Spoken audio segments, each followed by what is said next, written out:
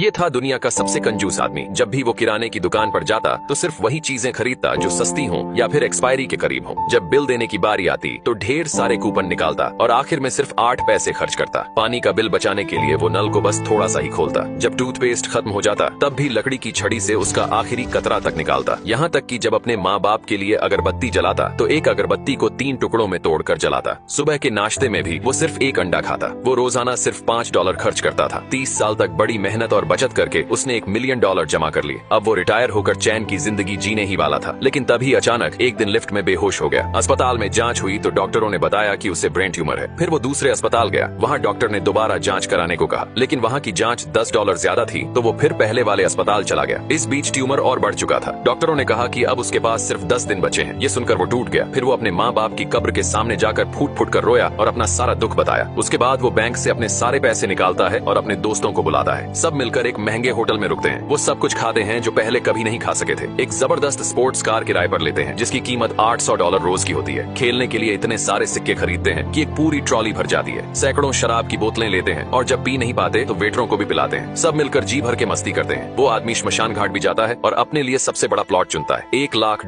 के नकली नोट खरीदता है जो मरने के बाद जलाए जाते हैं। वो मरने वालों वाला मेकअप भी करवाता है ताकि सब कुछ पहले से तय रहे। आखिरी दिन वो अपने घर लौटता है। वहाँ रखी हुई एक एक्सपायरी हो चुकी सॉसेज खाता है और थोड़ी ही देर में बेहोश हो जाता है। उसके दोस्त उसे फौरन अस्पताल ले जाते हैं। जब वो होश में आता है तो डॉक्टर बताते हैं कि उसकी रिपोर्ट गलत थी। उसे ब्रेन ट्यूमर था ही नहीं, असल में उसे फूड पॉइजनिंग हुई थी क्योंकि उसने सड़ी हुई चीज खा ली थी। ये सुनते ही वो जोर जोर से रोने लगता है क्योंकि उसने अपनी पूरी जिंदगी की कमाई कुछ ही दिनों में उड़ा दी थी।